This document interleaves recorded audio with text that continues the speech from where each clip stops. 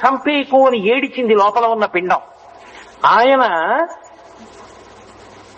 అంత ఏడుస్తున్నా ఊరుకోకుండా తన వజ్రాయుధాన్ని పెట్టి ముక్కలు కింద నరికేశాడు.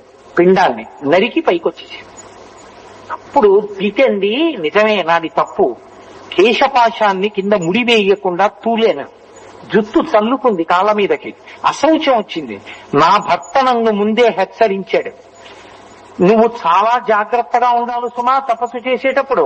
అన్నిటికన్నా ప్రధానమైనదేదో తెలుసా? ఒక ఇల్లాలిగా నువ్వు తపస్సు చేసేటప్పుడు శుచిరి ఎది భవిష్యసి, జుత్తు చల్లుకుని ఉండకుండా చూసుకో, శౌచము పోకుండా చూడన్నాడు. జుత్తు ముడి వదిలేను, చల్లుకుంది, కింద విచ్చుకుంది. ఆ కారణంగా అశౌచము కలిగి నా కుమారుడు లోపల ముక్కలైపోయాడు. అంటే ఇంద్రుడు అన్నాడు, బెంగ పెట్టుకోకమ్మా, లోపల నన్ను చూసి మా